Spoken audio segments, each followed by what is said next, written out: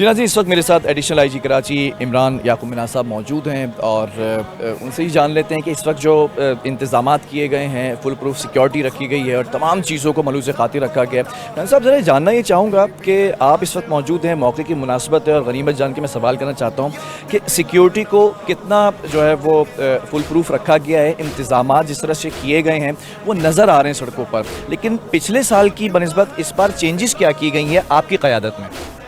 देखिए, अगर आप ये कहें कि सिक्योरिटी का लेवल क्या है, वो यकीनन बहुत हायर लेवल का है, क्योंकि आप ओवरऑल पाकिस्तान की मजमूई सिक्योरिटी सिचुएशन देखें और रीजनल सिचुएशन देखें तो वो इस बात का तकाजा करते हैं कि हम सिक्योरिटी के ऊपर कोई भी चीज़ अनअटेंडेड ना छोड़ें।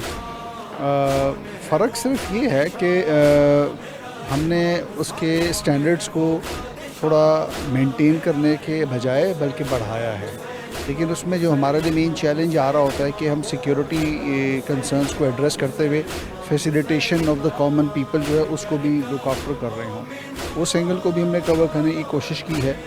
चेंजेस कोई नहीं हैं, लेकिन स्टैंडर्ड्स इम्प्रूव किए गए हैं, क्योंकि आपको पता है कि पहले मुहर्रम को हमारे DSP CTD के शहीद कर दिए गए थे। वो शहादत जो है वो हमारे लिए एक चैलेंज है और इंशाल्लाह वो केस भी वर्कआउट हो जाएगा, उसमें बहुत पॉजिटिव डेवलपमेंट है। लेकिन किसी लॉ इन्फोर्समेंट ऑफिसर की इस तरह की शहादत या उनको इस तरह हलाक करना वो हमारे लिए चैलेंज बना हुआ होता है। हम ये चाहते हैं कि ऐसी चीज़ें रिपीट ना हो और जो अनासर ये कर रहे हैं उनके खिलाफ प्रॉपर एक्शन हो।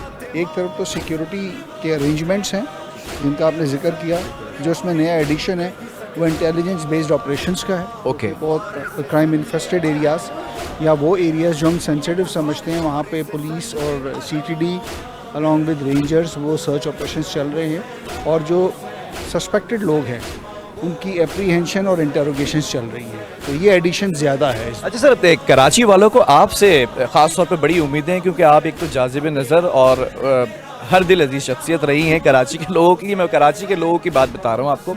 सवाल ये है कि इस वक्त बड़े चैलेंजेस हैं आपके ऊपर, और अभी आपने बताया कि अलीज़ा शहीद साहब की जो एक पूरा एक वो इंटेलिजेंस उसकी कलेक्शन हो रही है, तमाम चीज़ों की इन्वेस्टिगेशन हो रही है।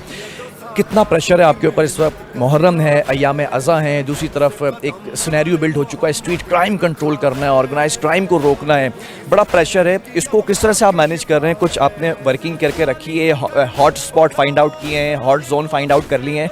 डेफिनेटली चैलेंजेस हैं। सिंध पुलिस और कराची पुलिस की ब्यूटी ये है कि कभी चैलेंजेस से इनकार नहीं करते।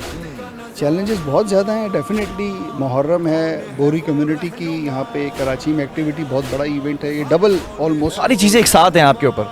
स्ट्रीट क्राइम भी है, लेकिन आपके मुख्तलिफ जो सेक्शंस हैं पुलिस ऑर्गेनाइजेशन के कराची के, वो उन तमाम इशूज़ को इंडिपेंडेंटली एड्रेस कर रहे होते हैं। और अगर आप डाटा देखें तो आपको अंदाज़ा होगा कि ये तकरीबन 25 से 30% स्ट्रीट क्राइम कम हुआ है, और उसका सिर्फ एक ही मैं समझता हूँ एक जुमले में एक जवाब देता हूँ, प्रोएक्टिव पुलिसिंग। कि आप बजाय इसके कि क्राइम होने का इंतज़ार करें, आप क्रिमिनल के पीछे जाएं। हमने पॉलिसी मतलब चेंज हुई है ना? हाँ, it should be the policy, otherwise भी होनी ही ये चाहिए। जो क्लासिकल पुलिसिंग मॉडल है वो यही है कि आप रिस्पॉन्सिव के बजाय प्रोएक्टिव अप्रोच पे जाएं, जिसको हमने करने की कोशिश की है। उस प्रोएक्टिव अप्रोच के नतीजे में आप देखेंगे कुछ इंगेजमेंट्स होती हैं, कुछ लोग मारधाड़ में मारे जाते हैं, पकड़े जाते हैं, इंजर्ड होते हैं, हमारे जवान भी ज़ख्मी होते हैं, लेकिन वो इंगेजमेंट करने से क्रिमिनल्स के माइंड पे ये चीज़ जाती है, एक प्रेशर बिल्ड हो जाता है। एग्जैक्टली, ताकि उनको ये मैसेज जाए कि आप हमारे पीछे नहीं आएंगे, हम आपके पीछे आएंगे। सर, आपके यहाँ होने का एक फ़ायदा उठाना चाहूँगा, आखिरी सवाल भी कराची वालों को ख़ास तौर पर कोई खुशखबरी दे दें। स्ट्रीट क्राइम को कंट्रोल किया जा रहा है और क्रिमिनल्स को पकड़ा जा रहा है, चीज़ों की आप बता रहे हैं कि रेकी हो रही है, मॉनिटरिंग हो रही है, इंटेरोगेशन आप कर रहे हैं उनके साथ, पूरे स्लीपर सेल्स को जो एक्टिव हुए तो उनको आपने दोबारा से सुला दिया है। कोई खुशखबरी दे दें कि ये जो कराची के अंदर जो बादल छाए हुए हैं स्ट्रीट क्राइम के, कि जगह जगह पे किसी गली मोहल्ले के ऊपर आप देखते हैं कि जान का ज़िया हो जाता है, टॉलरेंस लेवल ज़ीरो हो चुका है इनका। पहले डकैतियाँ होती थी लेकिन जान ज़ाया नहीं होती थी। कुछ इस चीज़ से जान छुड़ाने के लिए आप कोई खुशखबरी दे दें कि हमने वर्किंग करके रखी, इतना टाइम लगेगा अभी आपको? मैं खुशखबरी तो उसको नहीं कहूँगा, एक रियलिस्टिक पिक्चर की बात करूँगा। कराची इंटरनेशनल लेवल का सिटी है और यहाँ की छोटी सी खबर भी through media house breaking news बन जाती है। वो उसका इम्पैक्ट बहुत ज़्यादा है।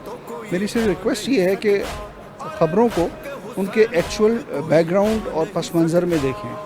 प्रॉब्लम ये होती है कि ख़बर कुछ होती है और उसका कनेक्शन कहीं और जोड़ा जाता है। क्राइम को एज ए क्राइम लें।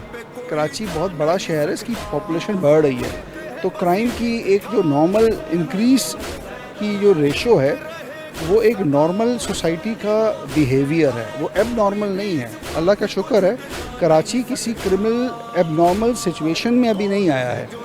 It's a normal city, healthy city. सिर्फ परसेप्शन बनाने की बात है, और परसेप्शन बनाना में मैं समझता हूँ कि मेरे अलावा बहुत सारा रोल जो है ना वो मीडिया इंडस्ट्री का भी है। तो रिक्वेस्ट करते हैं कि वो भी अपना रोल अदा करें। बहुत शुक्रिया सर आपके वक्त का। नाज़रीन, आपने देखा कि इस वक्त एडिशनल आईजी कराची मौजूद थे, और एडिशनल आईजी कराची ये इस बात की उम्मीद जाहिर करते नज़र आए कि स्ट्रीट क्राइम पर काबू पाने के लिए जो चीज़ें की जा रही हैं वो कारआमद साबित होंगी।